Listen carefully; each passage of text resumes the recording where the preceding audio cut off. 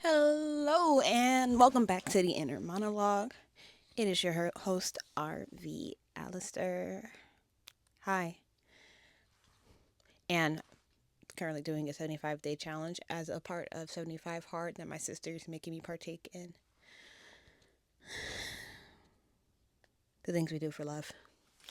And part of my challenge is to create a video every day for the next 75 days because I am inconsistent with this. And I need to be more consistent with this. So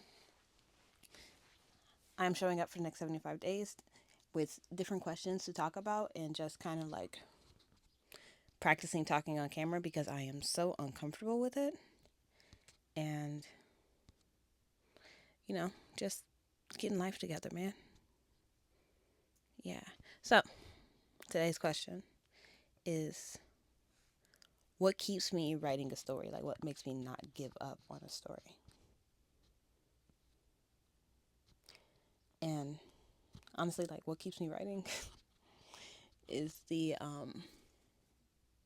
requirement of sanity in order to live on this lovely earth and not be incarcerated. Uh, when I say that writing is like a lifeline of mine, so I think I do actually mean it. Like there's so many thoughts that go on in my mind, and if I'm not writing, then I honestly don't know what I will be doing. Writing is something that I've never stopped doing. And when it comes to stories, I create people, like these characters that I just get attached to, and I feel like I can't not finish their story. I can't just leave them unknowing. They feel real to me, and to not see through what I created, that just doesn't seem right. So that's what keeps me writing. But I think the more interesting question to talk about with me is what makes me stop writing. Because there are projects in which that I have started and I have stopped. And does not necessarily mean that I've given up on them, or projects that I have like like in the outline process, but I have not taken to my computer yet to start writing. And there's a process to that when it comes to me, at least. There are things that I want to write that I know that I'm not ready to write. Things that I know that I need more practice with before I jump to a particular type of story. Like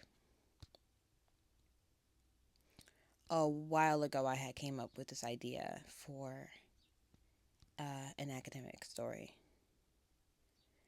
and I knew that I was not ready to write something with so many characters in it. I needed practice. Like that Or in High School Host Club fan fiction was a lot of practice, but I needed like more clear, structured practice of writing with many characters before I came across creating an entire school academia style book trilogy. It'll be 3 books. It's it's in here. It's coming together. The gears are running. But I knew I wasn't ready to write that yet.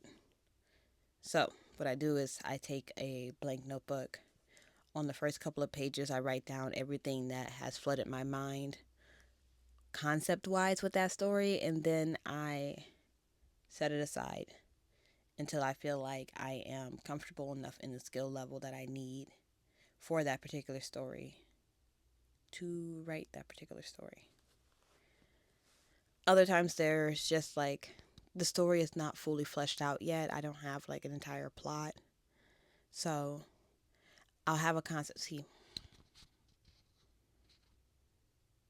I start with I start with concept when it comes to me creating books. I get this idea, and then I create the story around the idea. Example, I a book that I'm working on. I am actively working on this book in between writing Blue Lights books because this book it just takes me into a darker place, so I have to take breaks from it. But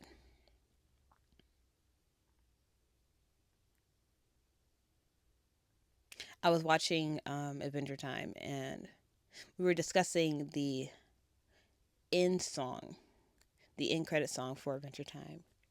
You know, come along with me, with the butterflies and bees. And I was saying that the end credit song feels like a Grim Reaper leading you to your afterlife, which then got us into a conversation about Grim Reapers. And then I had said, I feel like Grim Reapers get a bad rep. You know, there's not like they're the ones that kill you, they're just the ones that guide you to the afterlife. It's like you got to go to a doctor's appointment where you get bad news and you blame the taxi driver that drove you or the like Uber driver that drove you there.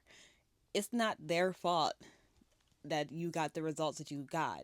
It was only their job to take you from point A to point B, and they did that. So, me just saying, I feel like Grim Reapers get a bad rep, sparked an entire book about a Grim Reaper who gets tasked with helping a human woman who wants to die find something to live for. And now I have this story that is forming into a love triangle between heaven, hell, and earth, and a lot of stakes. The stakes are high, and that all just came from, oh, I think Grim Reapers get a bad rep. Like, concept first, story second. Why my brain works like that, don't ask me. I literally learned that trees hold memories, and I'm like, ooh, what if there's somebody who can read the memories of trees? And that starts another book that I'm working on. I am almost ready to outline that. And that's one where it's like the plot is still coming together piece by piece, so I'm not ready to write that yet. I have it. It's not only just here. Again, I grab a blank notebook, I write down everything I got on the book, and then I set it aside. But I have in the works a girl who can read the memories of trees. But that's another thing that keeps me writing, returning to the original story. What keeps me writing is that I never stop having ideas. And I don't know, is that a common thing? Are we are we ideas people? Like, do we just look at a flower and then be like, boom, hey, book? Or no? I don't know how common it is for people to have like back to back to back to back ideas. Like, I got about 9 books in the works. Like, I'm so sure I'm going to be writing for a lifetime, and I'm never going to run out of material because there's new things sparking up all the time. Like, I'm literally scheduling out when I'm going to write certain things, and it all determines on what I am physically, mentally, and skill wise ready to write, and what is what is easiest to write. Like right now, Blue Lights, anything involving Dante and Major, I can write pretty quickly. I've kind of been stalling right now. I'm not actually stalling. It's just I just got done with school, and the weather is nice, and I get to go outside. So I've been outside. I'm actually, after recording this video, about to go grab my nieces and take them to the park because that's what they want to do. They were attacking me yesterday, begging me to pick them up so they can come over to my house. My house is the size of a box. So, no, they're not coming here and wreaking havoc in my like one massive room that is called a living room slash dining room, and that's the only room that we can occupy. No, I will take them to the park or to a splash pad because it is kind of hot today. But doing that later. But that's been keeping me away from writing. But blue lights, when I have the time, easily 3,000 words a day and 2,000 words in a single sitting. I could write these books out in a couple of months.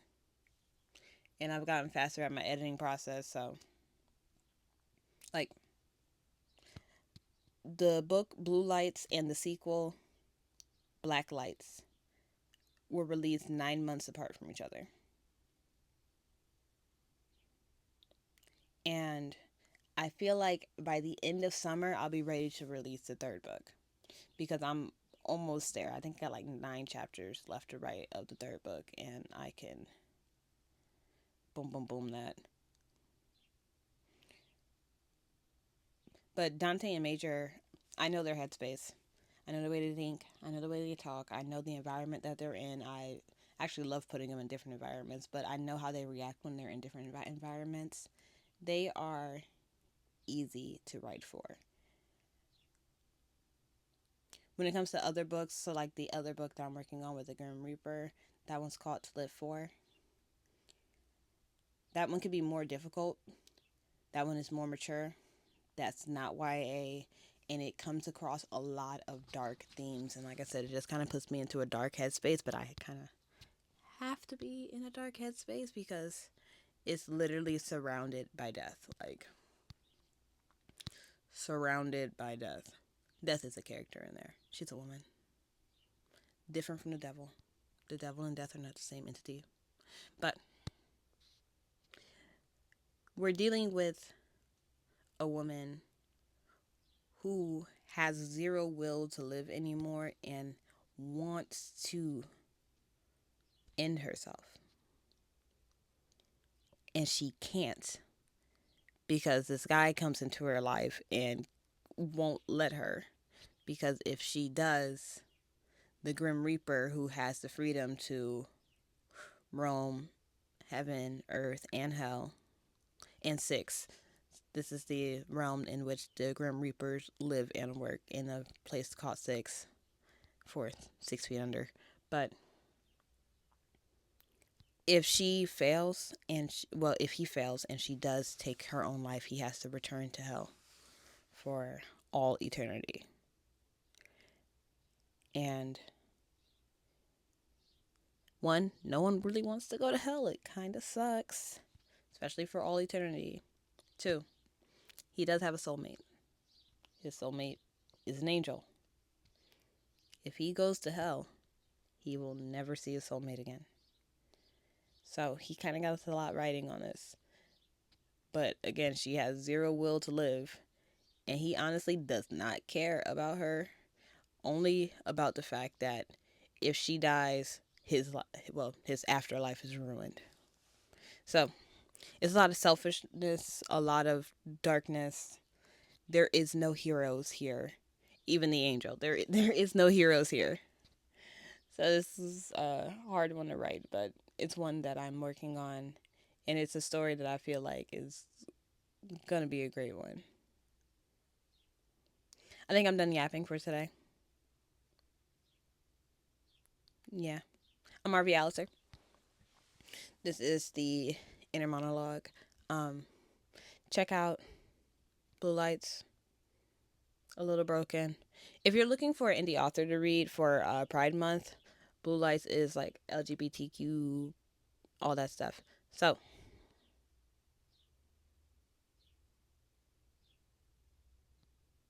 yeah.